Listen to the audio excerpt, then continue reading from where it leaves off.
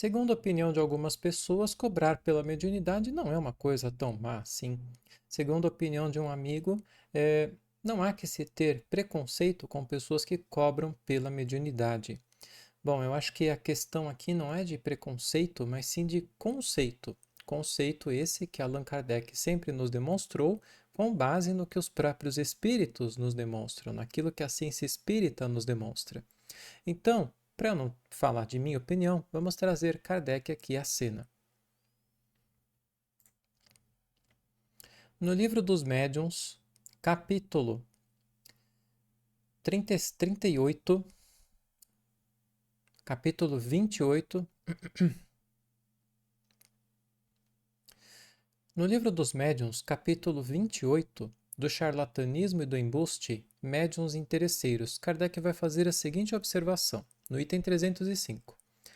Quem haja compreendido bem o que dissemos das condições necessárias para que uma pessoa sirva de intérprete dos bons espíritos, das múltiplas causas que os podem afastar, das circunstâncias que, independentemente da vontade deles, lhe seja obstáculos à vinda, enfim, de todas as condições morais capazes de exercer influência sobre a natureza das comunicações, como poderia supor que um espírito, por menos elevado que fosse, estivesse a todas as horas do dia às ordens de um empresário de seção e submisso às suas exigências para satisfazer a curiosidade do primeiro que aparecesse?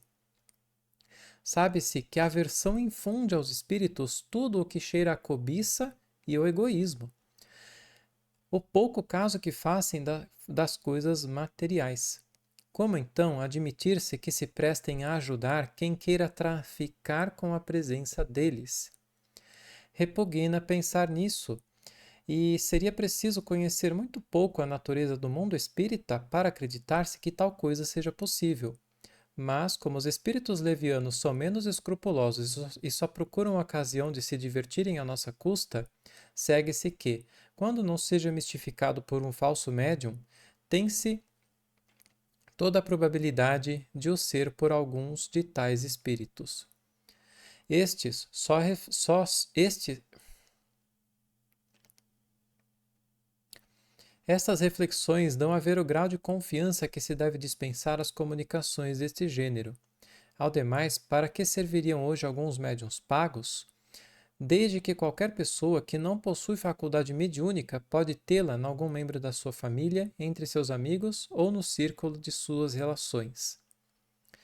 Médiuns interesseiros não são apenas os que porventura exigem uma retribuição fixa.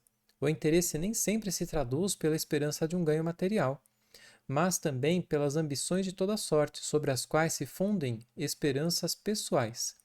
É esse um dos defeitos que os espíritos zombeteiros sabem muito bem tirar partido, e de que se aproveitam com uma habilidade, uma astúcia verdadeiramente notáveis, embalando com falaciosas ilusões os que desse modo se lhes colocam sob a dependência. Em resumo, a mediunidade é uma faculdade concedida para o bem e os bons espíritos se afastam de quem pretenda fazer dela um degrau para chegar ao que quer que seja, que não corresponda às vistas da providência. O egoísmo é a chaga da sociedade. Os bons espíritos a combatem. A ninguém, portanto, assiste o direito. A ninguém, portanto, assiste o direito de supor que eles o venham servir. Isto é tão racional que inútil for insistir mais sobre este ponto. É muito importante a gente lembrar, gente.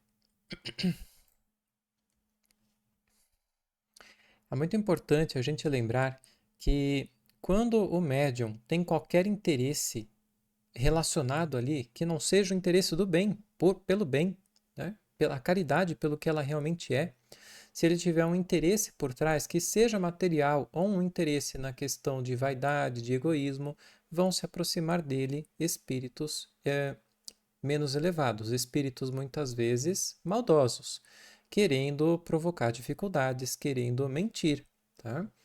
E os espíritos nos dizem, eu não vou lembrar agora em que ponto isso está apontado, né?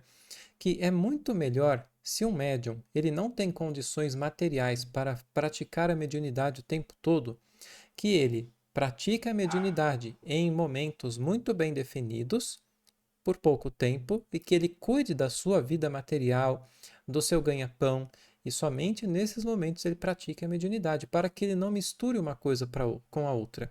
Senão, o problema pode ser muito grande, por melhor que seja a boa intenção da pessoa.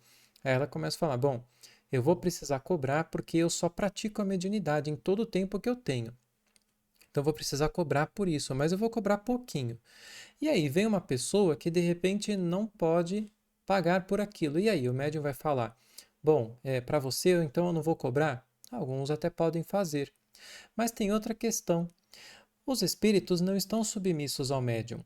A pessoa vem e ela quer receber uma comunicação, ela quer dialogar com um espírito. O médium ele vai ser plenamente verdadeiro em dizer: neste momento o espírito não está aqui, neste momento isso não é necessário. E se o médium estiver com uma dificuldade financeira muito grande naquele momento, porque ele só faz aquilo, e ele precisa muito receber um dinheiro para que ele possa subsistir mais um mês, para que ele não perca, por exemplo, a sua casa. E aí, será que ele vai ser verdadeiro, né, e dizer: olha, neste momento nós não temos essa condição aqui, por favor, volte em um outro momento? Será que ele vai ter essa firmeza de caráter? A gente começa a ver aí que o envolver uma coisa com a outra vai levando a caminhos muito complicados, né? Que podem, podem gerar aí muitos problemas para o médium e para quem vai buscar médiums desse tipo.